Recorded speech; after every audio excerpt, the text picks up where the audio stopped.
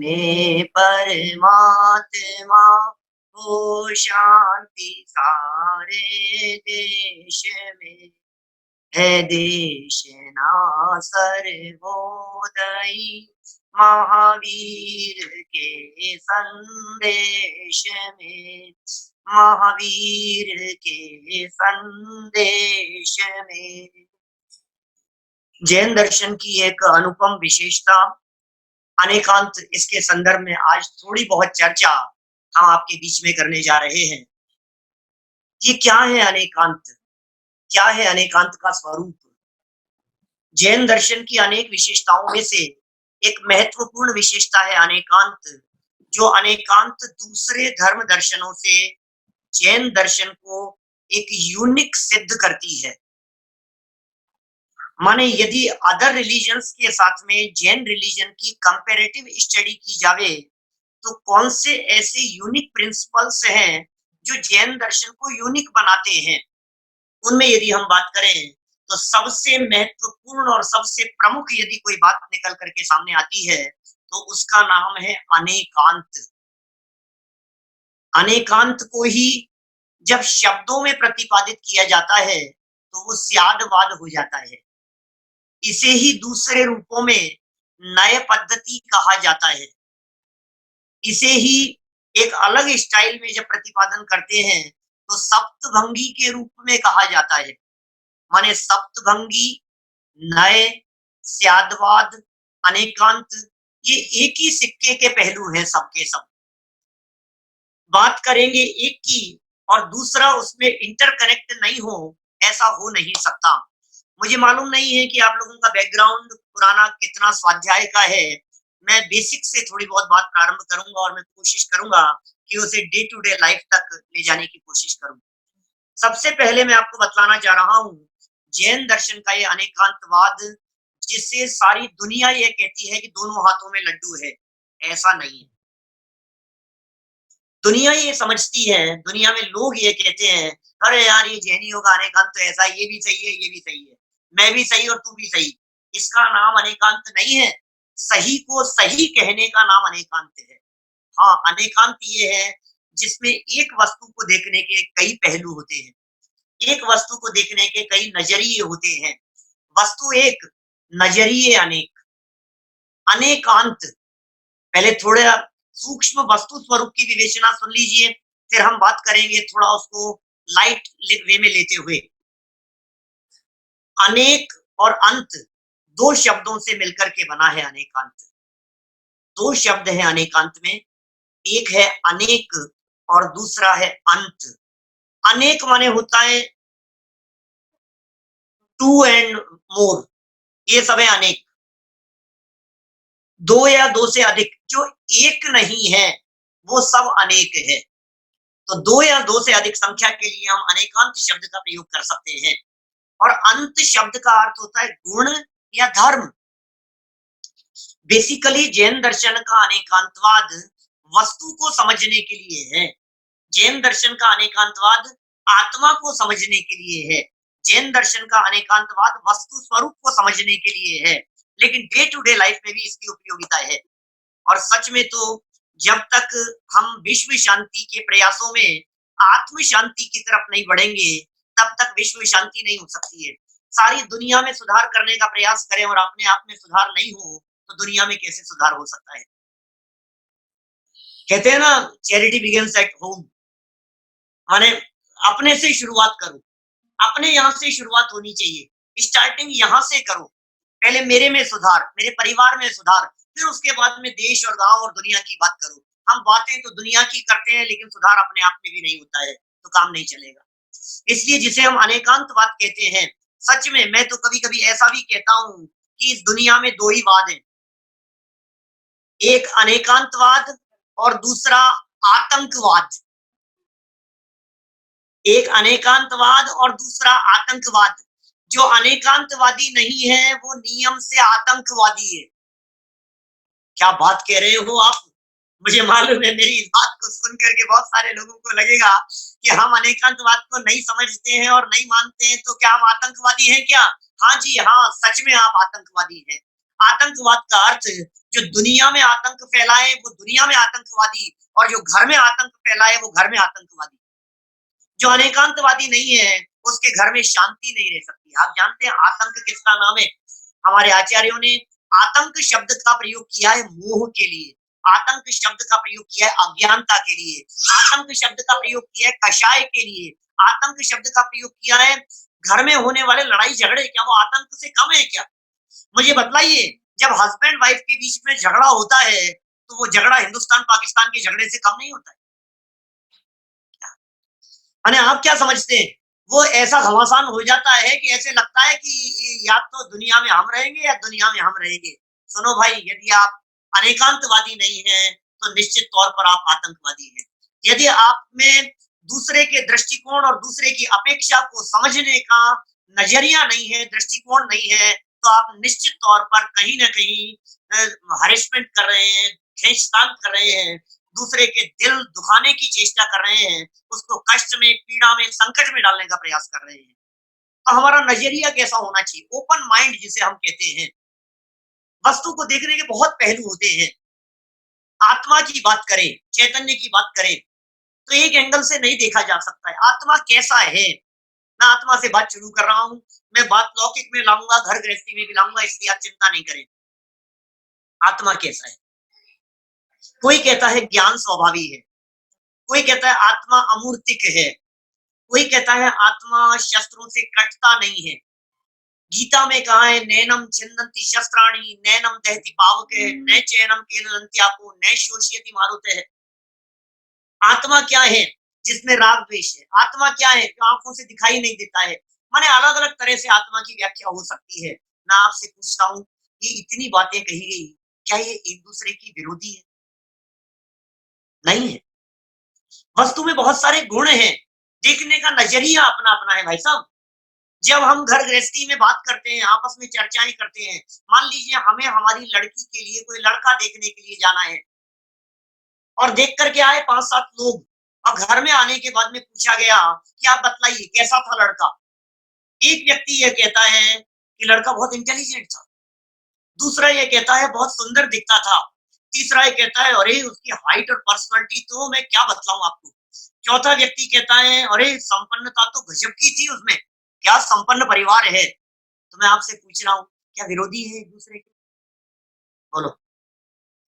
जब हम कभी लंबाई की बात करते हैं, मेरे से पूछा जाए आपकी हाइट कितनी है, और मैंने यदि ये जवाब दिया 5 फुट 7 इंच की मेरी हाइट है, 5'7" मेरी हाइट है, और दूसरे व्यक्ति ने ये पूछा कि आपको पता है संजीव जी का वजन 60 केजी है, तो दूसरा व्यक्ति कहता है नहीं 5'7" है, इनकी हाइट 5'7" है।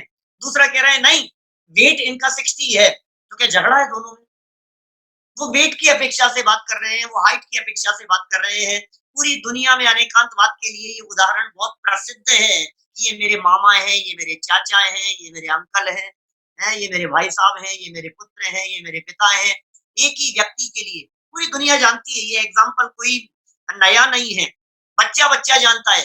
थोड़ा बहुत भी अनेकांत के बारे में सुना होगा, जैन दर्शन के अनेकांत के बारे में सुना होगा, तो ये बहुत प्रसिद्ध एग्जाम्पल है। व्यक्ति एक नजरिए अनेक। दो बच्चे आपस में झगड़ रहे थे, एक बच्चा कहता है कि ये मेरे मामा हैं और दूसरा बच्चा कहता है कि ये मेरे चाचा हैं। अब क्या करो बोलो, क्या करेंगे? पता है घर में शांति कब हो सकती है? जब आप हर रिश्ते को पूरी तरह से 100% ईमानदारी से निभाते हैं, तब घर में शांति रह सकती है। जब आप पिता की बात को उनकी अपेक्षा से सुनते हैं और पुत्र की बात को उसकी अपेक्षा से सुनते हैं, तो घर में शांति हो सकती है। तब लागू होगा अनेकांत। ये जो जनरेशन गैप है ना, जिसे आज जनरेशन गैप कह करके पुकारा जाता है, घर घर में जो झगड़े होते हुए दिखाई देते हैं, इन झगड़ों के निपटारे का एकमात्र यदि कोई उपाय है तो पिता के द्वारा कही गई बात को उनकी जनरेशन के हिसाब से, उनकी अपेक्षा से स्वीकार किया जाए, और पुत्र के द्वारा कही गई बात को उस अपेक्षा से स्वीकार किया जाए, तो आपको विरोध दिखाई नहीं देगा। शायद हो सकता है आप पुत्र की जगह पर खड़े होकर के देखें तो आप भी वही करें जो आपका बच्चा कर रहा है। शायद हो सकता है आप अपने पिता की जगह पर खड़े रह करके उसी नजरिए से यदि किसी घटना को देखेंगे, तो हो सकता है आप ये महसूस करें कि शायद हमारा भी यही जवाब होता। समस्या ये नहीं है कि घटना क्या घटी है, समस्या ये है कि हम उसे देख कैसे रहे। सारा खेल देखने का है, सारा खेल नजरिए का है। आप जैसा देखते हैं, आपको दुनिया वैसी नज़र आती है। आप जिस दृष्टि से देखते हैं, आपको दुनिया उस प्रकार की दिखाई देती है। आप जैसा चश्मा लगा कर के देखेंगे, यदि ब्लैक कलर का चश्मा होगा, तो दुनिया आपको ब्लैक दिखाई देगी। रेड कलर का चश्मा होगा, तो आपको दुनिया रेड दिखाई देगी। येलो कलर का चश्मा होगा, तो आपको दुनिया येलो दिखाई देगी। नज़रिया है, अनेकांत। बहुत प्रसिद्ध उदाहरण है हमारे शास्त्रों का। लगभग 1100 वर्ष पहले एक आचार्य हुए अमृत चंद्र सूरी नाम के आचार्य हुए हैं। उन्होंने पुरुषार्थ सिद्धि उपाय नाम का एक ग्रंथ लिखा। उसके दूसरे श्लोक में अनेकांत की महिमा बताते हुए वो एग्जाम्पल दिया है जो कहीं भी आप अनेकांत की चर्चा करने वालों से सुन लोगे। जन्म से अंधे व्यक्तियों के हाथी का विधान सुना होगा नील भाई आपने। जन्म से 6 अंधे व्यक्ति हैं और उन्हें यदि हाथी का परिचय कराना है, एलिफेंट का परिचय कराना है, तो उन जन्म से अंधे व्यक्तियों को जो बड़े हो गए थे, युवा हो गए थे, उन्हें एक एलिफेंट के पास में ले जाया गया और कहा देखो एलिफेंट कैसा होता है। एक नकली हाथी काफी बड़ा ऐसा बना करके खड़ा कर दिया, क्योंकि असली को तो इजी नहीं है उसको संभालना। लेकिन नकली हाथी को खड़ा कर दिया गया और कहा कि तुम देखो, छोड़ दिया, फील करो एलिफेंट कैसा होता है। हर व्यक्ति अलग अलग तरह से फील कर रहा है, हर व्यक्ति अलग अलग तरह से फील कर रहा है। एक व्यक्ति जिसने एलिफेंट के पैरों को पकड़ लिया है, वो ये कहता है कि एलिफेंट तो पिलर जैसा होता है, खंबे जैसा होता है। दूसरा व्यक्ति जो हाथी के पेट पर हाथ लगाता है, वो ये कहता है कि हाथी तो दीवार जैसा होता है। एक व्यक्ति जो उस हाथी की पूंछ को पकड़े हुए है, वो ये कहता है अच्छा एलिफेंट तो ये रस्सी जैसा होता है, रस्से जैसा होता है। एक व्यक्ति जिसने उसकी सूंड को पकड़ लिया है, वो ये कहता है अच्छा हाथी, एलिफेंट हमने पहली बार सुना है, लेकिन अजगर अजगर जैसा होता है, ऐसा है क्या? जिसने कानों को पकड़ लिया है, वो ये कहता है कि नहीं नहीं ये तो पंखे जैसा है। अलग अलग तरह के जवाब। मैं आपसे पूछता हूँ, ये जवाब सही है कि गलत है? सुनो, सारे जवाब गलत है, लेकिन यदि अपेक्षा लगा दी जाए तो सारे जवाब सही है। हाथी के पैर एक्चुअल में पिलर जैसे होते हैं। हाथी का पेट वास्तव में दीवार जैसा होता है, कोई परेशानी नहीं। हाथी की यदि पूंछ को देखा जाएगा तो वो रस्सी की तरह ही है, वो सही है। अपेक्षा लगा दी गई तो बात सही है, और अपेक्षा नहीं लगाई गई तो बात झूठी हो जाएगी। किसके लिए बात सच्ची है? जिसने हाथी को पहले देखा है।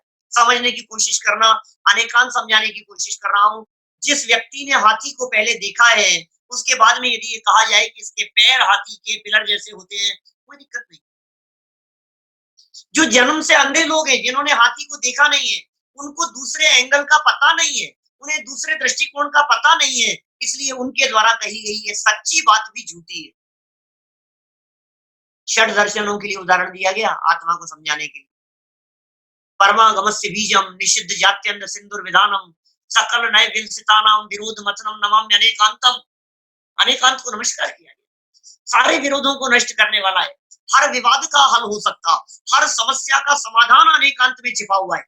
आपके घर में तो समस्या ही क्या हो, तो बड़ी बड़ी समस्याओं के समाधान हो जाते हैं। आप कैसे देख रहे हैं, देखने का नजरिया। आप हर वस्तु को आज तक आपने राग द्वेष से देखा है, कषायों से देखा है, विकार से देखा है। देखने का नजरिया बदल दो, आत्मा को आत्मा देखो, ऐसा कहते हैं भगवान महावीर। हर प्राणी मात्र को समान देखो, ऐसा कहते हैं भगवान महावीर। भगवान महावीर स्वामी कहते हैं चींटी के शरीर में भी वही आत्मा है जो हमारे शरीर में रहता है। ये देखने का नजरिया है। यदि आपको दुनिया के प्रत्येक जीवों में भगवान नजर आता है, तो आप उनके प्रति द्वेष की बुद्धि नहीं रख सकते, झगड़े का भाव नहीं आ सकता है, विरोध का भाव नहीं आ सकता है। सर्व जीव छे सिद्ध सम, जे समझे ते थाय। क्या श्रीमद राजचंद्र जी साहब की पंक्तियां है ना, सर्व जीव छे सिद्ध सम, जे समझे थे थाय। सारे जीव सिद्धों के समान है, जो समझते हैं वो सिद्ध अवस्था को प्राप्त कर लेते हैं, वे मुक्त हो जाते हैं। हर आत्मा में परमात्मा बस रहा है, हर आत्मा परमात्मा है। हर प्राणी में सुख दुख अनुभव करने की शक्ति और सामर्थ्य है। उसके नजरिए से देखो तो सही, आप उसके एंगल से देखो तो सही। हम तो कभी कभी ऐसा भी कहते हैं, यदि आपके पास में स्यादवाद का नजरिया नहीं है, यदि आपके पास में अनेकांत का दृष्टिकोण नहीं है, यदि आपके पास में नए विवक्षा नहीं है, तो इसका मतलब आप शास्त्र पढ़ करके भी वो शास्त्र आपके लिए शस्त्र का काम करेंगे। वो शास्त्र आपकी उन्नति में सहयोग नहीं करेंगे।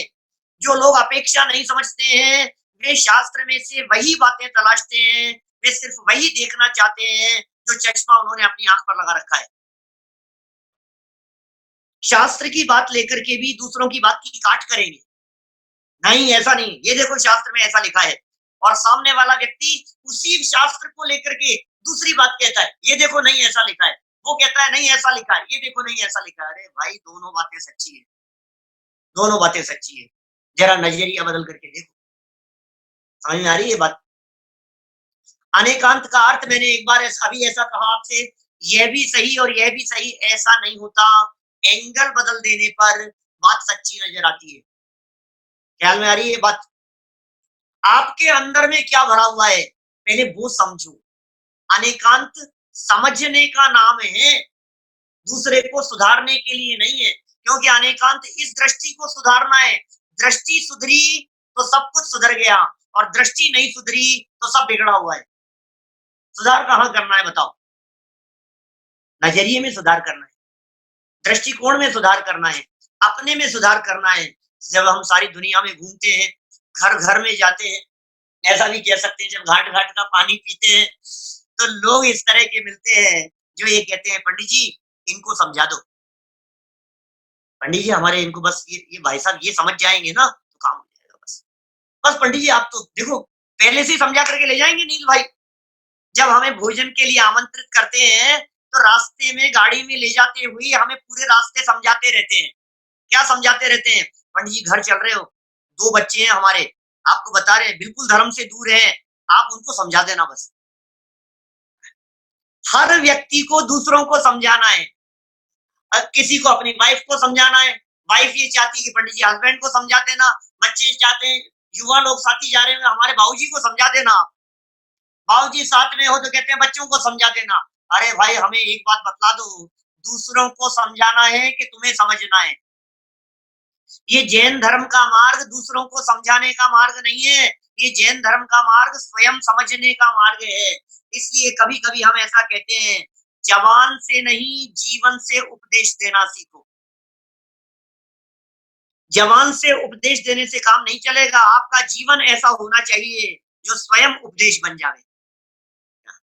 हम सिखाते हैं, हम समझाते हैं, काम नहीं चलेगा उससे। आप क्या कर रहे हैं वो ज्यादा इफेक्टिव है। उनको समझा दो, इनको समझा दो, सबको दूसरों दूसरों को समझाना है। बहू ये कहती है कि पंडित जी अम्मा जी को समझा दो, बस मैं बहुत परेशान हूँ। हस्बैंड ऑफिस से घर में आएगा और आते ही पहले चालू हो जाएंगी क्या उसकी वाइफ, क्या आपकी मम्मी जी को समझा लेना आप, बस या तो वो रहेंगी कि मैं रहूंगी। अब वो बेचारा हस्बैंड क्या करे बोलो?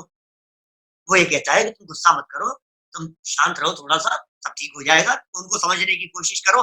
मेरे को समझाते हो बस, उनको तो कोई समझाता नहीं है। बोलो क्या ये प्रैक्टिकल समस्या नहीं है? जिससे बात करो वो ये कहता है उनको समझाओ, मुझे मत समझाओ ज्यादा, मुझे समझाने की जरूरत नहीं है, उनको समझाओ। अब मेरी बात को थोड़ा सा प्रैक्टिकल गंभीरता से सोचने का प्रयास करना। मैं क्या कहना चाह रहा हूँ? मैं आपसे ये कहना चाह रहा हूँ, उनको क्यों समझाएं? चलो बोलो, उनको क्यों समझाएं? समझा लेना इनको बच्चों को, क्यों समझाएं? मैं बहुत परेशान हो गया हूं उनसे, उनको समझा लो। बहू कह रही है सास के बारे में, सास कह रही है बहू के बारे में, बेटा कह रहा है अपनी माँ से पिताजी के बारे में, और पिताजी कह रहे हैं अपने छोरे को समझा लेना। मैं बहुत परेशान हो गया हूँ, नाक में दम कर रखा है इसने। दोनों एक दूसरे से परेशान है, दोनों एक दूसरे को समझाना चाहते हैं। चलो, जो व्यक्ति हमारे सामने आया, हमने उसको समझाना शुरू किया। वो पता है क्या कहता है? मुझे मत समझाओ, उनको समझाओ। अब मेरा प्रश्न ये है, परेशान कौन है? बोले मैं परेशान हो रहा हूँ। तो समझाएं किसको कि उनको? परेशान कौन हो रहा है? कि मैं। समझाना किसको है? कि उनको। अच्छा, सर दर्द हो रहा है मेरे, दवाई किसको दें भाई साहब? प्रैक्टिकल सोचो थोड़ा सा गंभीरता से। तो यदि आप तो ऐसी हरकत कर रहे हो कि जैसे चोट लगी है मेरे, जैसे छोटा बच्चा होता है ना, घुटने चलते चलते एकदम जमीन से लग जाए उसके, तो अपन क्या करते हैं, जमीन को हप हप जमीन को मारने की कोशिश करते हैं। उस बच्चे को दिखा, देख देख देख इसको मार दिया। अरे भाई तू सुन तो सही, यदि दर्द तुझे है तो दवाई भी तुझे दी जाएगी, बीमारी तुझे है तो इलाज भी तुझे तेरा किया जाएगा। तकलीफ किसे है, तुझे या अम्मा जी को? उनको काहे की तकलीफ है, वो तो बड़बड़ा करके चले जाती है, वो तो सुना करके चले जाती है, तकलीफ तो हमारे को हो रही है, तो भाई तेरा ही तो इलाज करेंगे जब तकलीफ तुझे हो रही है तो। जिससे तकलीफ होगी इलाज तो उसी का किया जाएगा ना। क्या तकलीफ तुम्हें हो रही है, तुम इलाज चाहते हो उनका करे, तो मुझे समझ में नहीं आ रहा है। तुम पहले समझो तो सही प्रॉब्लम कहाँ है। जहां प्रॉब्लम है सॉल्यूशन वहां किया जाना चाहिए। अनेकांतवादी ये कहता है कि प्रॉब्लम तेरे माइंड में है, प्रॉब्लम तेरे दिमाग में है, और दिमाग में से कचरे को साफ कर, इलाज यहाँ करने की जरूरत है वहां नहीं। हम ऐसा कहते हैं, बोलो आपके चेहरे पर यदि निशान लगा हुआ हो और आईने में जाकर के देखने के लिए कहा जाए तो साफ कैसे करेंगे, चेहरे को क्या आईने को? जहां गलती है सुधार तो वहीं करना पड़ेगा ना। और हमने किसी व्यक्ति को कहा निशान लगा हुआ था, हमने कहा जा भैया देख कर गया, आई शक्ल देख कर गया, एक बार आईने में गया और देख करके आ गया, देख करके आया, साफ नहीं किया। हमने कहा क्या देखा नहीं क्या तूने, ढंग से देख करके आ, ढंग से देख करके आया।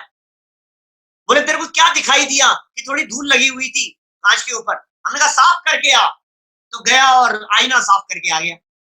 बोलो आईना साफ करने से क्या होगा, निशान साफ नहीं होगा। गलती जहां है वहां सुधारनी पड़ेगी, प्रॉब्लम जहां है इलाज वहां करना पड़ेगा। अच्छा, अग्नि से हमारा हाथ जल गया, फायर को हमने टच किया और हाथ जल गया, तो मल्लम किसके लगाएंगे, हाथ के लगाएंगे कि अग्नि के लगाएंगे? मल्लम किसके लगाना है, यहाँ लगाना है कि वहां लगाना है? हाथ के लगाना है। अब अम्मा जी आपके ऊपर बरस गई, तो उनके बरसने से जलन कहाँ हुई, मेरे दिल में, तो मल्लम कहाँ लगाए, यहाँ लगा। ये जैन दर्शन की ऐसी पद्धति है, ये जैन दर्शन के ऐसे दृष्टिकोण है जो हमारा माइंड फ्रेश कर देते हैं, जो हमारा ब्रेन वॉश कर देते हैं, जो हमारा सोचने का नजरिया बदल देते हैं, जो हमारे दृष्टिकोण को बदल देते हैं। किसी भी पदार्थ को देखने का नजरिया, किसी भी पदार्थ को देखने का दृष्टिकोण, किसी भी पदार्थ को देखने का एंगल क्या होना चाहिए, आप कैसा सोच रहे हैं। और सुनो एक बात और कहूं आपको, आप जैसा किसी व्यक्ति के बारे में सोच रहे हैं वैसी वाइब्रेशन आपकी निकल रही है जो सामने वाले को भी इफेक्टिव किए बिना नहीं रहती है। इसीलिए हम कहते हैं बी पॉजिटिव, थिंक पॉजिटिव, अच्छा सोचो, अच्छा देखो। आपका नजरिया अच्छा है तो आपको दुनिया में सब अच्छे अच्छे नजर आएंगे, और आपका यदि नजरिया खोटा है तो आपको दुनिया में सब खराब खराब नजर आएंगे।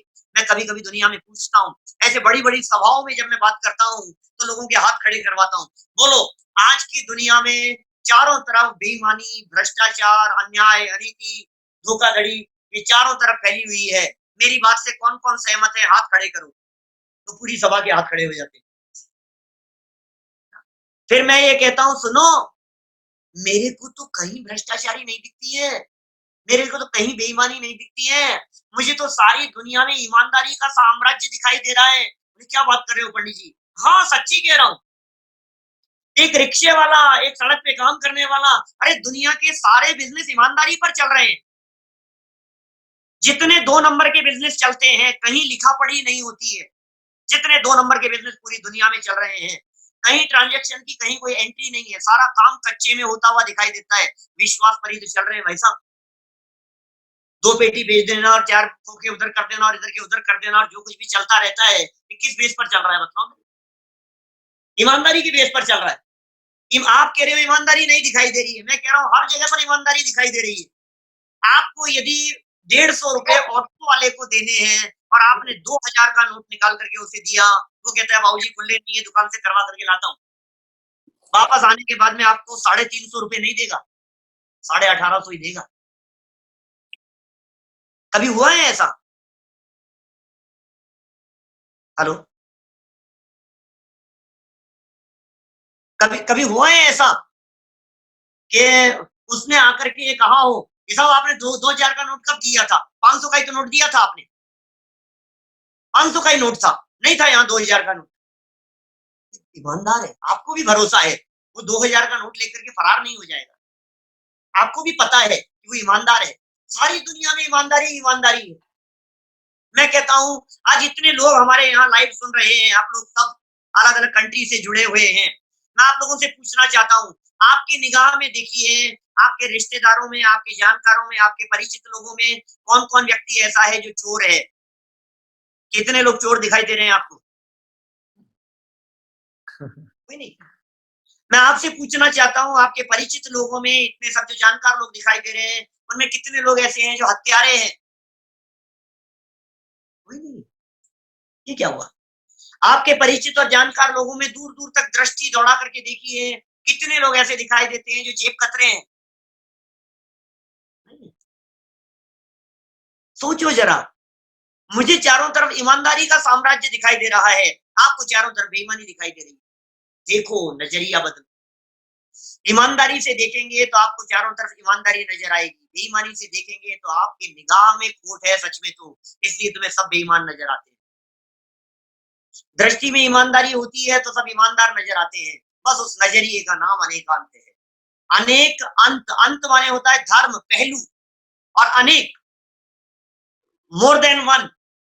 तो मोर देन वन एंगल्स देखने के नजरिए, उसका नाम अनेकांत है। हर व्यक्ति में अच्छाइयां भी है, हर व्यक्ति में बुराइयां भी है। अब बुराइयों को गौण कर दिया जाए और अच्छाइयों को देखा जाए, ये हो सकता है। ये हमारे ज्ञान के ऊपर निर्भर करता है। हम चाहें तो सामने वाले की कमियों को नहीं देखें। हम युधिष्ठिर बने, हम दुर्योधन नहीं बने। हमारे भीतर दुर्योधन जैसे तत्व भी हो सकते हैं और युधिष्ठिर जैसे भी हो सकते हैं। हमें कैसे डेवलप करना है, ये अपने ऊपर निर्भर करता है। तो आप सोचिए, हर जीव में जैन दर्शन कहता है, हर आत्मा में परमात्मा बनने की सामर्थ्य है। हमें भगवान बनने की सामर्थ्य है। हर आत्मा भगवान बन सकता है। हर आत्मा में परमात्मापन निवास करता है। आप देखिए, राग से मत देखिए, द्वेष से मत देखिए, कषायों से मत देखिए, वीतराग भाव से देखिए। जिसे आप देख रहे हैं, वो शरीर से भी दिखाई देगा और उसके अंदर बैठा हुआ आत्मा भी आपको दिखाई देगा। यह आपका दृष्टिकोण चाहिए, आप उसे बॉडी से देख रहे हैं या आप उसको दिल से देख रहे हैं, आप उसे आत्मा से देख रहे हैं। जब आप उसे बॉडी से देखते हैं, तो वो आपको सुंदर दिखाई देता है, आपको बदसूरत दिखाई देता है, आपको काला-कलूटा दिखाई देता है। लेकिन जब आप उसे दिल से देखते हैं, तो बात ही कुछ और होती है। और जब आप उसे आत्मा से देखते हैं, वस्तु से देखते हैं, तो आपको परमात्मा नज़र आता है। व्यक्ति एक, शरीर भी है, उसका मन, दिल भी है और आत्मा भी है। 3 चीज़ें हो गई। शरीर से देखेंगे, तो आपको एक चमड़ी दिखाई देगी ऊपर-ऊपर की, नज़रिया है देखने का। लेकिन आप ये कह सकते हैं, अरे भाई शक्ल पे मत जाओ, इंटेलिजेंट बहुत है। मैं आपसे पूछता हूँ, हमारे देश के माननीय, सम्माननीय राष्ट्रपति, पूर्व राष्ट्रपति अब्दुल कलाम साहब, शक्ल कितनी सुंदर थी उनकी। लेकिन आज दुनिया में जितने इंटेलिजेंट स्टूडेंट दिखाई देंगे आपको पूरे दुनिया भर में फैले हुए हिंदुस्तानी, हर व्यक्ति ये कहता है अब्दुल कलाम साहब को सलाम करते हैं। उनकी योग्यता को, उनके ज्ञान को, उनकी इंटेलिजेंसी को, है उनकी उनकी जो योग्यता थी, गजब की थी भाई साहब। उनकी जो थिंकिंग थी, उनकी जो सोच थी, उनका जो सोचने का जो नजरिया था, कलाम साहब। मैं आपसे कहना चाह रहा हूँ, आपने क्या देखा? आप यदि शक्ल देख करके निर्णय करेंगे तो काम नहीं चलेगा। आपको अंदर से देखना पड़ेगा, मन से देखना पड़ेगा, दिल से देखना पड़ेगा, उनकी अच्छाइयों को देखना पड़ेगा। और नंबर तीसरे पर मैं बात कह रहा हूँ, यहाँ तो आपको अच्छाइयाँ दिख रही है। अरे भगवान महावीर स्वामी तो ये कहते हैं, तुम्हें यदि रावण भी दिखाई देवे तो उसमें भगवान दिखना चाहिए। तुम्हें यदि कंस दिखाई देवे तो उसमें भगवान दिखना चाहिए। आपको मालूम है रावण भी भगवान बनने वाले, तीर्थंकर बनने वाले जैन परंपरा के हिसाब से। कंस भी परमात्मा बनने की योग्यता रखता है। सोच सकते हैं आप, कीचक भी हमारे यहाँ वो मोक्ष गया है, भगवान बन गया है। अंजन जैसे चोर भी, पापी व्यक्ति भी परमात्मा बन गए हैं। ये भगवान महावीर स्वामी हमारे को दृष्टिकोण देते हैं। वो ये कहते हैं हर आत्मा में परमात्मा बनने की ताकत है, हर आत्मा में परमात्मा बनने की सामर्थ्य है। देखने का नजरिया बदलो, सारी सृष्टि बदली हुई नजर आई।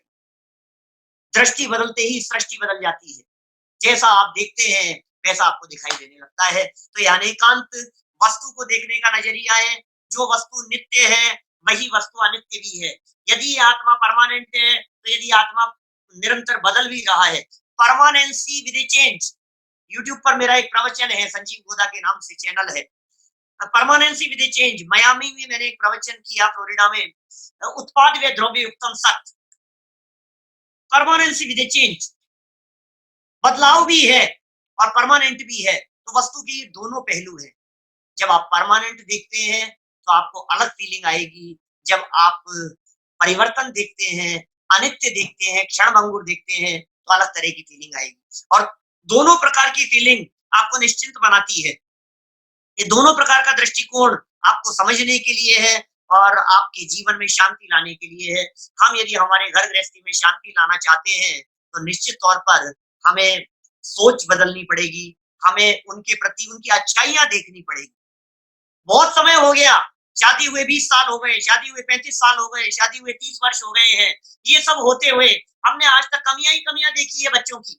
आज तक हमने बुराइयां ही बुराइयां देखी है। अब बदलो दृष्टि, उनकी अच्छाइयां देखो। मैं सच कहता हूँ, एक बार किसी बुरे से बुरे व्यक्ति की भी यदि आपने अच्छाई देखने का प्रयास किया, मैं दावे के साथ कह सकता हूँ वो व्यक्ति आपके प्रति उसका व्यवहार बदल जाएगा, उसका दृष्टिकोण आपके प्रति बदल जाएगा। कभी ऐसा करके देखो। 2 मिनट में खत्म करता हूँ बात, शायद क्वेश्चंस भी होंगे आप लोगों के कुछ। देखिए, किसी व्यक्ति की जब आप बुराई बुराई बुराई बुराई कर रहे थे, 5-7 लोगों के बीच में कोई एक प्रसंग उठ गया, समझिए आप, उसके हाथ से गिलास छूट गया, 10 साल का बच्चा है, गिलास छूट गया। उसके मन में ये फीलिंग थी कि अभी तो देखना पापा यहाँ सबके बीच में खींच-खींच के चांटे मारेंगे और मम्मी देख लेंगी तो पता नहीं कितना सुनाएगी मेरे। फीलिंग में ये थी क्योंकि उसने ये देखा था आज तक। पिछले 5 साल से देख रहा है, 10 साल से देख रहा है। आज इस घटना में यदि आपने उसके प्रति बिहेवियर चेंज कर दिया, आपने यदि सबके बीच में कह दिया, कोई बात नहीं बेटा, हमसे भी गिर जाता है, उसमें क्या हो गया? कोई बात नहीं, डरने की ज़रूरत नहीं है। आप सोच नहीं सकते उस बच्चे का नज़रिया आपके लिए बदल जाएगा। आप करके देखो एक बार। एक बार सोच करके देखिए। आप जिस व्यक्ति को बुरा कह रहे हैं, एक बार उसे अच्छा समझ करके देखिए।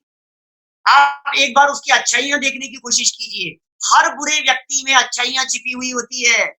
आप यदि उसकी अच्छाइयों को बार-बार में एप्रिशिएट करेंगे, तो उसमें अच्छाइयों वाले गुण निखर कर के सामने आ जाएँगे और आप यदि उनकी बुराई वाले अवगुणों को हाइलाइट करते रहेंगे, तो उसकी जो बुराइयाँ हैं, ये और ज़्यादा पनपती रहेगी। तो वी शुड ट्राई इट। अपने को कोशिश करना चाहिए, अपने घर गृहस्थी में इन सब बातों के सुधार के लिए। अनेकांत और स्यादवाद जो टॉपिक है, ये सच में ये टॉपिक बहुत बड़ा है। ये चंद मिनटों में, आधे घंटे में, पौन घंटे में समाप्त कर देने जैसा नहीं है। मुझे अभी आज यह भी पता नहीं है कि आप लोगों में से कितने लोगों का कितना स्वाध्याय है, लेकिन सिर्फ आप लोगों के इस बात के लिए, ये गुण और धर्म की बात की गई थी, इसके बारे में शायद कुछ पूछना चाह रहे हैं। Just a minute. ये प्रश्न है कि अनेकांत में गुण और धर्म की बात की गई है, तो धर्म और गुण में अंतर क्या है? बहुत सुंदर बात कही आपने। वस्तु में धर्म और गुण 2 तरह की चीजें होती है। गुण सिंगल सिंगल होते हैं, उन्हें गुण कहते हैं। जैसे ज्ञान आत्मा का गुण है, दर्शन आत्मा का गुण है, चारित्र आत्मा का गुण है, इन्हें कहते हैं गुण।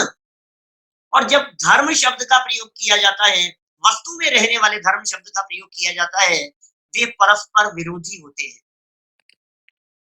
परस्पर विरोधी प्रतीत होने वाले होते हैं। नित्यता अनित्यता, ये परस्पर विरोधी है, ये धर्म है। एक अनेक, ये धर्म है। अस्ति नास्ति, ये धर्म है। भेद अभेद, ये धर्म है। ख्याल में आ रही है? जो परस्पर विरोधी दिखाई देते हैं, वे धर्म है। धर्म की पर्याय नहीं होती, गुणों की पर्याय होती है। समझ रहे हैं आप? गुणों की पर्याय होती है, गुणों की अवस्थाएं होती है, धर्म की अवस्था नहीं होती है। तो धर्म और गुण ये अलग अलग शब्द हैं। चलिए, ये दोनों शब्द जब आपने पूछ ही लिया है, सुन ही लिया है, तो मैं इन दोनों शब्दों की अपेक्षा से अनेकांत का अर्थ करता हूं। अनेक माने क्या अर्थ किया था? 2 या 2 से अधिक। 2 अर्थ हो सकते हैं अनेक शब्द के। मिनिमम पकड़ो तो 2 और मैक्सिमम पकड़ो तो अनंत। अनेक शब्द, अनेक प्लस अंत। अनेक माने 2 या अनंत, और अंत माने गुण या धर्म। जब अनेक शब्द का अर्थ 2 किया जाता है, तो अंत शब्द का अर्थ धर्म होता है। माने परस्पर विरोधी प्रतीत होने वाले धर्म युगलों का एक साथ एक ही वस्तु में मौजूद रहना, उसका नाम है अनेकांत। जैसे उत्पाद व्यय, द्रव्य युक्तम सत, तो उत्पाद व्यय चेंजेबल और ध्रुव परमानेंट रहना, और दोनों का एक साथ में रहना, यही अनेकांत। परस्पर विरोधी नेचर वालों का भी एक साथ बैठे रहना, ये दो धर्मों का एक साथ बैठे रहना, इसका नाम अनेकांत है। पॉइंट समझ रहे हैं आप? बहुत विस्तार से हो सकती है। मेरी नए चक्र के ऊपर बहुत सारी क्लासेस हैं यूट्यूब के ऊपर, आप देखेंगे तो आप वहां जान पाएंगे नए क्या है, दृष्टिकोण क्या है, पद्धति क्या है। सैकड़ों उदाहरणों से, उदाहरणों की झड़ी लगी मिलेगी आपको। कहानी, किस्से, प्रसंग बहुत सारे उनके अंदर ऐसे घूमते फिरते हुए मिलेंगे। नहीं तो हमारा टॉपिक है, बहुत फेवरेट टॉपिक है, सत्यवाद अनेकांत। तो अब बात करते हैं, जब हम अनेक शब्द का अर्थ अनंत किया है, तो अंत शब्द का अर्थ होता है गुण। इसका मतलब अनंत गुणात्मक वस्तु ही अनेकांत है, अनंत धर्मात्मक वस्तु ही अनेकांत है। और जब उस अनेकांत स्वरूप वस्तु का प्रतिपादन किया जाता है, उसके बारे में बोला जाता है, तो वो स्यादवाद कहलाता है। अनेकांत वस्तु है, स्यादवाद प्रतिपादन की शैली है। अनेकांत स्वरूप वस्तु के बारे में बोलना, वही स्यादवाद है। समझ में आ रही है बात? तो बोलने में स्यादवाद, समझने में अनेकांत। तो अनेकांत रूपी दृष्टिकोण रखें और वाणी में स्यादवाद हो, तो फिर झगड़े का क्या काम है। हम ऐसा कहते हैं, हर विवाद का हल हो सकता स्यादवाद के द्वारा। इसलिए बच्चों का, बड़ों का, हस्बैंड वाइफ, माता पिता, फ्रेंड सर्किल, सबके दृष्टिकोण को समझें, तो किसी भी तरह का विवाद नहीं हो पाएगा। और यदि आप दृष्टिकोण नहीं समझेंगे, तो झगड़े खड़े हुए बिना नहीं रहेंगे। इसलिए मैंने ये वाक्य आपके बीच में कहा कि इस दुनिया में दो ही वाद हैं, एक तो अनेकांतवाद और दूसरा आतंकवाद। और जो अनेकांतवादी नहीं है, वह नियम से आतंकवादी है। इसलिए हम आतंकवादी न बने और अनेकांतवादी बनते हुए जिन शासन की ध्वजा पताका को पूरे देश और पूरी दुनिया में फहराएं, इसी भावना से बात को यही विराम देता हूँ। नील भाई। संजीव जी, बहुत बहुत धन्यवाद। आपने जिस आसान तरीके से इतने गहन अनेकांतवाद के सिद्धांत को समझाया है, वो बहुत ही अनुमोदनीय है। मैं आपकी एक बात कोट करना चाहूंगा कि दुनिया बदलने से पहले हमें बदलना चाहिए, और जैसी हमारी दृष्टि होगी वैसी ही हमें सृष्टि दिखेगी। ये बहुत ही खूब आपने कहा। अब हमारे चैट विंडो पे हमारे मित्रों के काफी प्रश्न हैं, तो सबसे पहला प्रश्न मैं लेना चाहूंगा कि अगर हम हर चीजों को अपेक्षा लगा के देखते हैं, यानी कि यह धर्म यह अपेक्षा से सही है, यह धर्म यह अपेक्षा से सही है, तो फिर वास्तविक सत्यता की ओर हम कैसे पहुंच सकेंगे, जिसे हम बहुत सुंदर एब्सोल्यूट बात ट्रुथ है, कहते हैं। बिल्कुल सही आप ये कह रहे हैं बात। देखिए, वस्तु में अनेक पहलू हैं, लेकिन उस वस्तु को देखने का नजरिया हमारा आचार्यों की अपेक्षा से होना चाहिए, ज्ञानियों की अपेक्षा से होना चाहिए। शास्त्र में जो बात कही गई है, उसे उसी नजरिए से देखना, तब तो सही है। अब आचार्यों का बात कहने का नजरिया कुछ और था, और हमने कोई अपना नजरिया उसमें लगाने का प्रयास किया, तो हम आचार्यों की उस बात को समझ नहीं पाएंगे। इसलिए सत्य तो यह है कि वस्तु में अनेक पहलू हैं, लेकिन जिस समय जो बात कही जानी चाहिए, वो हमें नहीं मालूम है, वो आचार्यों ने कही है, शास्त्रों में कही है, जिनवाणी में कही है, आगम में कही है। उस आगम की बात को देखकर उस अपेक्षा से समझने का प्रयास करें, अपने दृष्टिकोण को उसके अनुसार बदलने की कोशिश करें, तो शायद किसी तरह का विवाद करना नहीं। और थैंक यू संजीव जी। और एक प्रश्न ये है कि जैसे आपने कहा कि जैन शास्त्रों के कोई भी ग्रंथों का, यानी कि जैन शास्त्रों के अध्ययन करने के लिए नए और अनेकांतवाद का अध्ययन बहुत ही आवश्यक है। क्या आप इसके ऊपर थोड़ा हाईलाइट करोगे? बिल्कुल, अरे मैं तो मेरा तो मेन एक बेसिक इस पॉइंट के ऊपर पूरा पौन घंटे का व्याख्यान हो सकता है। माने सारा जैन दर्शन, पूरा का पूरा जैन शासन, मैं ये कहता हूँ कि नए अनेकांत और स्यादवाद की भाषा में लिखा गया है। माने शास्त्रों की लैंग्वेज अनेकांत स्यादवाद है। समझ रहे हैं आप? हाँ हाँ। बिल्कुल। माने शास्त्रों की लैंग्वेज अनेकांत स्यादवाद है।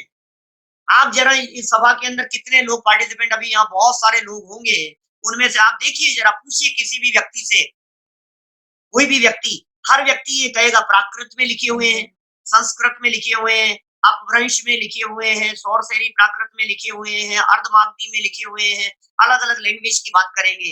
लेकिन मैं ये कहता हूं नहीं है, ऐसा नहीं है। जैन आगमों की भाषा है नए, जैन आगमों की भाषा है स्यादवाद।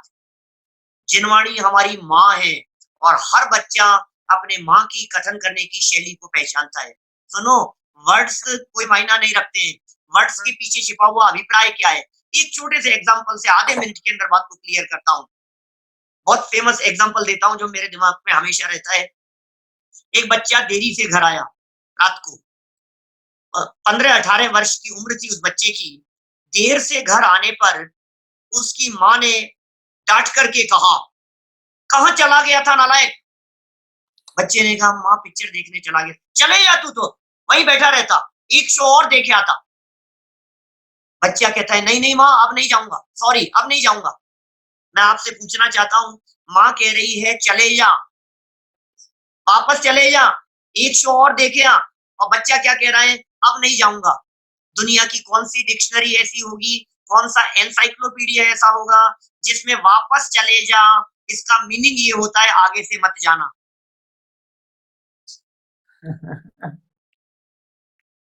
वापस चले जा इसका मतलब ये होता है कि आगे से मत जाना। दुनिया की कौन से एनसाइक्लोपीडिया में मिलेगा भाई साहब। लेकिन बच्चा उस लैंग्वेज को समझ रहा है। माँ कह रही है चले जा, नहीं नहीं माँ अब नहीं जाऊंगा, अब नहीं जाऊंगा। बच्चा समझ रहा है उस बात को। ऐसे ही जिनवाणी की लैंग्वेज कुछ हो सकती है, लेकिन पीछे छिपा हुआ अभिप्राय जब तक हम नहीं समझेंगे तब तक हम जिनवाणी के मर्म को नहीं समझ पाएंगे। इसलिए जिनवाणी की जो भाषा है वो भाषा है नाय, वो भाषा है स्यादवाद, वो भाषा है अनेकांत पद्धति। Thank you so much Sanjeev ji. और एक प्रश्न पूछना चाहूंगा कि अगर हम ये अनेकांतवाद के प्रिंसिपल को हमारे डे टू डे लाइफ में अप्लाई करते हैं और मानो हम्म, कि हम कोई बिजनेस में हैं और हमारे एम्प्लॉयज हैं, वो हमारा वर्क कोई ना कोई कारण देके डीले कर रहे हैं, हमारे से चीट कर रहे हैं, तो ये सभी चीजों में हम अगर उनके एंगल से सोचते बैठेंगे तो फिर हम व्यापार कैसे कर पाएंगे? सर उनके एंगल से सोचेंगे तभी आप उनके साथ में न्याय कर पाएंगे। जब आप उनके एंगल से सोचते हैं तभी आपको पता लगेगा कि ये सही कह रहा है कि झूठ कह रहा है। यदि सच में उसके साथ उस तरह की परिस्थिति है तो आप उसके साथ में पोलाइट व्यवहार करेंगे, और यदि वो आपके साथ में चीट कर रहा है, आपको बेवकूफ बनाने की कोशिश कर रहा है, तो उसके साथ में सख्ती से पेश आना भी चाहिए। तो शक्ति से पेश आने में क्या हमारे जैन प्रिंसिपल्स की अवहेलना नहीं होगी? बिल्कुल नहीं होगी, क्या इसके ऊपर थोड़ा बिल्कुल नहीं हाईलाइट होगी, करोगे? क्योंकि जैन दर्शन अनुशासन की बात करता है। जैन दर्शन अनुशासन और प्रशासन को बहुत दृढ़ता से फॉलो करने की बात करता है। क्या अन्यायी के साथ अन्यायी का साथ देना अन्याय नहीं है? क्या गलत काम करने वाले को बढ़ावा देना क्या अन्याय नहीं है? जैन दर्शन कभी उसका सपोर्ट नहीं करेगा। तो फिर इसके ऊपर और थोड़ी क्लैरिटी मांगता हूँ। किसी ने कहा कि जैन धर्म का अध्ययन करने से मेरे कषाय इतने माइल्ड हो रहे हैं, मेरा गुस्सा, क्षमा ये सब बढ़ रही है। तो व्यापार में मैं इतना उदासीन हो रहा हूँ, यानी कि जैन धर्म के अध्ययन करने के बाद मैं इतना उदासीन हो रहा हूँ कि मेरे अंदर कोई मोटिवेट ही नहीं रह रहा है। कोई गुस्सा कर रहा है तो उसको भी शांति से ले लो, कोई चीट कर रहा है तो उसको भी शांति से ले लो। तो फिर मैं मेरा जीवन कैसे अच्छी से चला पाऊंगा? और अगर मैं गुस्सा करता हूँ तो जो प्रिंसिपल्स मैंने समझे, माने, उसके ही अगेंस्ट जा रहा हूँ। ऐसा नहीं होता है। जैन दर्शन पढ़ने और समझने वालों की गृहस्थी बिगड़ती नहीं है, बल्कि और ज्यादा व्यवस्थित होती है। जब जिनके जीवन में वास्तव में धर्म उतरा होता है, उनके जीवन में ऐसा होता है। और जिनके जीवन में वास्तव में धर्म नहीं उतरा होता है, सिर्फ प्रदर्शन और दिखावा होता है, वहां गड़बड़ी होती हुई दिखाई देती है। बहुत उदाहरण है हमारे पास में। वर्तमान युग में इतने बहुत सारे उदाहरण मिलेंगे जिनके जीवन में धर्म उतरा, उनकी गृहस्थी सुधर गई और संभल गई। सो शॉर्ट टाइम है, कुछ जो भी क्वेश्चन हो आप और आगे ले लें। बहुत ही सुंदर एक्चुअली क्वेश्चंस तो काफी लोगों को काफी है, और आपका जो लेक्चर सुना है उसके बाद चिंतन भी इतना चलने वाला है कि बहुत सारे हमारे मित्रों के प्रश्न भी आएंगे शायद, और हम चाहते हैं कि आप उसका आंसर हमें दीजिए, क्योंकि आज हमें मालूम पड़ा कि जैनिज्म के जो 3 प्रिंसिपल में अनेकांतवाद वर्ल्ड लेवल पे डिस्कस होता है। तो काफी टाइम अनेकांतवाद को सुना तो खाली वो हाथी के एग्जाम्पल से जाना, पर अनेकांतवाद हमारे डे टू डे लाइफ में हमारा व्यू पॉइंट, हमारा पर्सपेक्टिव, हमारी सोच, हमारा नजरिया कैसे चेंज करता है और जीवन को कैसे सुखी बनाता है, ये आपने बहुत ही खूब हमें समझाया। हम आपके बहुत बहुत ऋणी रहेंगे, और ये हमारा सौभाग्य है कि आप हमारे साथ आज जुड़े। रमेश अंकल। मेरा तो एक ही टेक अवे है, every bad person has good things, that is my take away. मैं बहुत ही आभारी हूँ डॉक्टर संजीव गोदा जी, आपकी पंडित जी, कहो कि आपने हमारा निमंत्रण इतने कम समय में स्वीकार किया, जिसके लिए मैं लगभग 1-1.5 बजे हमने रिक्वेस्ट किया और आपने स्वीकार कर लिया, क्योंकि आज के स्पीकर का कुछ कंप्यूटर का प्रॉब्लम के कारण नहीं आ सके, तो हमने सोच रहा था कि क्या करें क्या नहीं करें, बट आपने इतने कम समय में हमारा विनंती स्वीकार किया, तो हम बहुत ही आभारी हैं। आपने ये रिक्वेस्ट भी हमारी मान ली है कि आप एक दिन तक नेक्स्ट 24 घंटे आपको जैन डिस्कशन में हम लोग ऐड करेंगे, और जिस लोगों की जो भी प्रश्न है, हो सकता है संजीव जी उनको रिप्लाई करें, ताकि ये डिस्कशन, और जिसको भी अगर काफी उसमें चलता है, तो हमने ये डिसीजन लिया कि जैन जनरल डिस्कशन में एक दिन स्पीकर को रिक्वेस्ट किया, और इन्होंने हमारी रिक्वेस्ट को स्वीकार किया है। Thank you so much Sanjeev Kumar Goda ji, और मैं आपका बहुत बहुत आभारी हूँ। Thank you. Thank you so much. Sir आप लोगों का बहुत बहुत आभार, क्योंकि सच में आज के समय में ये इन विषयों के ऊपर सुनने वाले लोग मिलते नहीं हैं। बहुत कम लोग होते हैं जो इन विषयों को सुनने और समझने में अपनी रुचि रखते हैं, और आपका जो ये ऑर्गेनाइजेशन है जो इस फील्ड में काम कर रहा है, निश्चित तौर पर हमारी ओर से बहुत-बहुत शुभकामनाएँ हैं। आप लोगों के बहुत सारे क्वेश्चंस को मैं सॉल्व नहीं कर पा रहा हूँ, क्योंकि अभी YouTube live Sanjeev Godha channel पर यूट्यूब लाइव मेरा प्रवचन रहता है रेगुलर 8 ओ क्लॉक शाम को। तो बस 5-6 मिनट का अभी अंतराल बचा है, जिसमें हम लाइव लोगों के बीच में रहते हैं। काफ़ी लोग लाइव रहते हैं। मॉर्निंग में भी एक सेशन रहता है 9:20, वो भी यूट्यूब पर लाइव रहता है। तो मैं आप लोगों से विदा लेना चाहता हूँ, और बहुत-बहुत धन्यवाद। जैसा भी अवसर मिलेगा आगे आने वाले 24 घंटों में आप लोगों के क्वेश्चंस का आंसर देंगे। Thank you so much. Thank you so much. Thank you Thank you so so much. much.